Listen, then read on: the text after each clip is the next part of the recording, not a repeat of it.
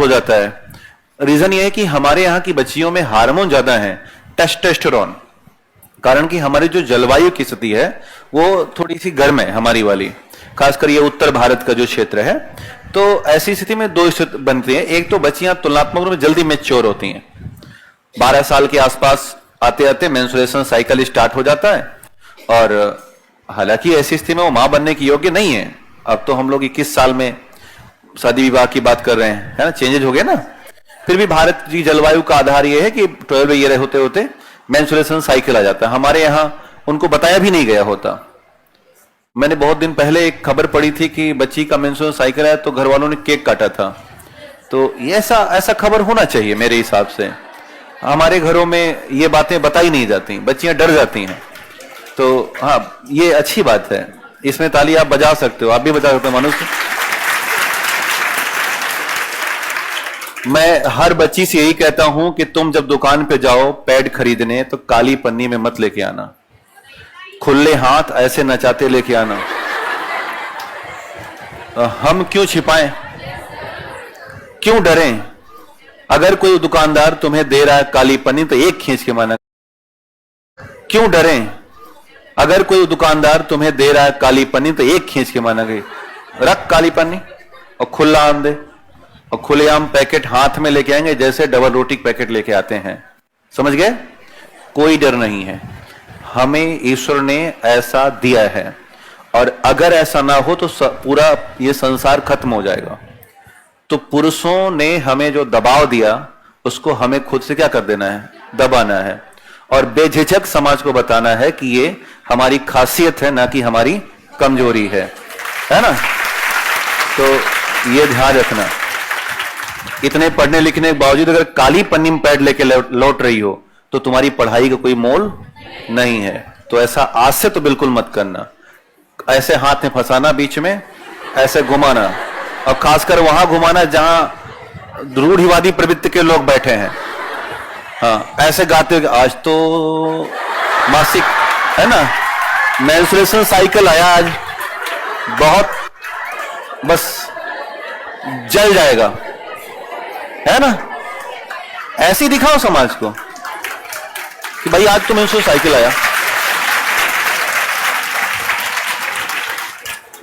ऐसी उम्मीद करता हूं, बदल दो, चेंज कर दो मानसिकता, है ना। हाँ, मेरी बहन है, मैं उसको प्रॉपर बोलता हूं कि तुम्हें समझा रखा है कि नहीं डरना। पहली बात तो कोई अगर ऐसा करे मारना उसको पहले, है ना।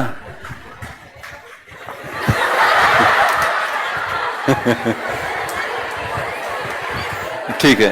एक दिन बनारस में बैठी थी तो मुझे फोन करी, ये मंचले कुछ होते हैं ना, तो वो बता रही भैया 2 लोग पीछा कर रहे हैं। तो हमने कहा कि तुम जहां पे 2-4 लोग वहां पहुंच जाओ, रेलवे स्टेशन के पास। बताया था क्या? हाँ। तो ये चीजें आप भी अपने घर के लोगों को बताओ कि डरना नहीं है, हमें समाज का सामना करना है, छिपना नहीं है। तत्काल पुलिस को बोलो कि ऐसी कोई समस्या है, तुरंत बहुत से हेल्पलाइन नंबर होते हैं, इंस्टेंटली तत्काल। कोई डर नहीं है, किसी समाज का डर नहीं है। ये समस्या ना, लोग क्या कहेगा, क्या कहेगा, खाना खिलाने आएगा, कुछ नहीं कहेगा, सुन के शांत हो जाएगा। तो वो जो ट्रोलिंग हुआ, बेसिकली हम जो एक बड़ी शानदार किताब कभी मौका लगे पढ़ना, बोलगा से गंगा, राहुल संकृत्यायन की है। तो बोलगा से गंगा, तो पहले क्या हुआ कि मानव ने जब इस सभ्यता का विकास हुआ, उससे 2 स्थितियां बनी। पुरुषों ने बाहर जाना स्वीकार किया, पुरुषों ने शिकार करना सीखा, और जो महिलाएं थीं उन्होंने कंदराओं में रहने का विचार किया। और रहने के पीछे विचार यह था कि जनन कार्यक्रम, जब वो गर्भवती हुई तो आगे चल के यात्रा नहीं कर सकती थी।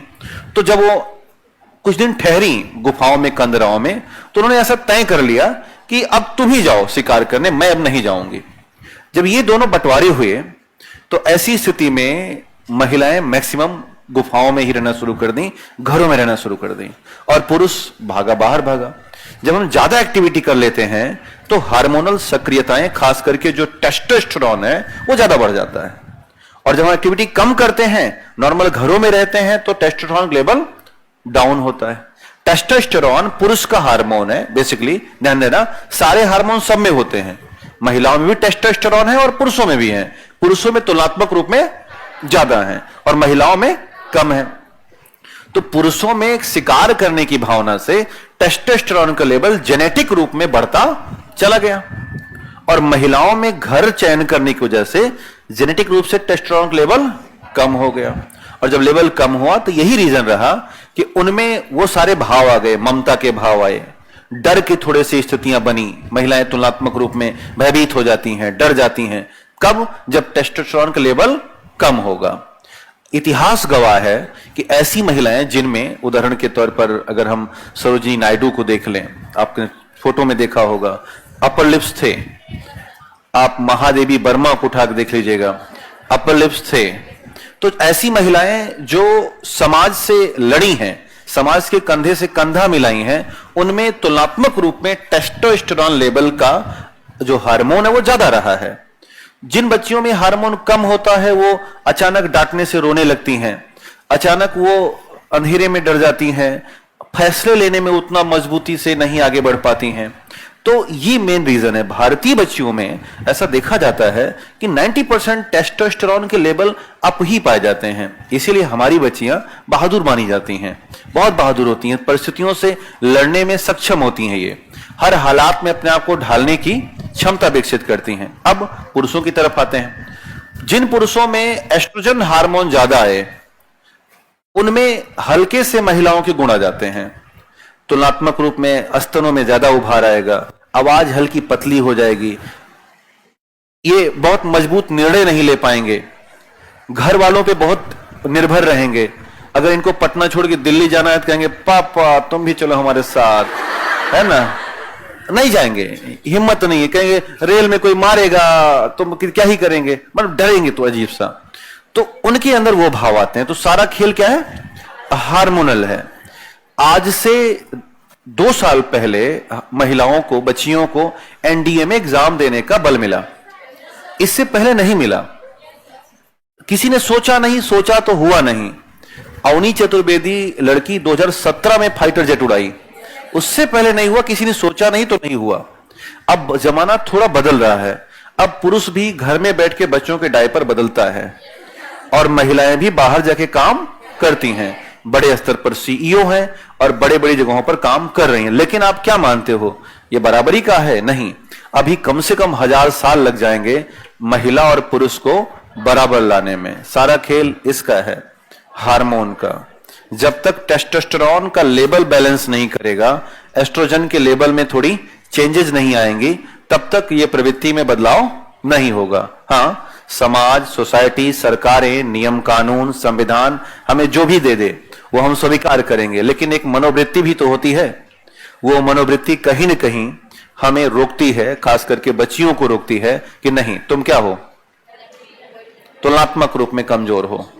तो ये धीरे धीरे आएगा और बच्चियां ले रही हैं अपनी जो क्षमताएं हैं, उस आधार पर वो अपनी जो उनको मिलने अधिकार है उनको स्वीकार कर रही हैं। एनडीएम ले तो लिया उठा करके, अब आप देखिए तो ऑफिसर बन के आ रही हैं, इससे पहले संभव नहीं था। अच्छा, इसकी बड़ी रीजन ये है कि उनकी जो, देखो एक बच्ची के, सर मैं अर्धसैनिक बल में कार्यरत हूं, है ना, और विभागीय परीक्षा आ गई है, हाँ तो उसको दे लो आप आराम से, बीपीएससी भी साथ में, बीपीएससी तैयारी करोगे तो विभागीय परीक्षा वगैरह बहुत हवा है आपके सामने, है ना, ये तो बहुत बड़ी चीज है। अगर आप बीपीएससी की तैयारी में हो तो विभागीय परीक्षा देने में कोई दिक्कत नहीं है। तो ये अपना समाज है। तो मैंने इस समाज को किससे जोड़ दिया? हार्मोन से। तो जो हार्मोन है ये कुछ ऐसा ही है कि हमें, ये हमारी टेंडेंसी दिखाता है, हमारे सोचने के दायरे दिखाता है। तो कभी भी आप ये बात निगेटिव मत मानना कि आपको अपर लिप्स है, आपकी हाइट छोटी है, ये सब कुछ कमियां होती नहीं है। भारत में बच्चियों की हाइट छोटी ही होती है, 5 से 5.5 फुट के बीच में सारी बच्चियां शामिल कर दी गई हैं। पुरुषों की हाइट 5 से 6 के बीच में जाती है, यानी आधे फीट का अंतर है, ज्यादा अंतर नहीं है। बहुत सी बच्चियां इस चीज का, मनोवृत्ति का शिकार है कि मेरी हाइट छोटी है। भाड़ में जाओ, एसडीएम बनेंगे, हाइट अपने आप ऊपर हो जाएगी, है ना, कोई मना करेगा? एसडीएम साहिबा आ रही हैं, अरे बड़ी छोटी हैं, लाओ कलम दस्तखत कर देंगे, बड़ी हो जाएगी। तो सारा खेल पावर का है ना, और आप लेने आ गए हो। तो चलिए एक एक करके चर्चा करते हैं। लिखिएगा, पहली ग्रंथि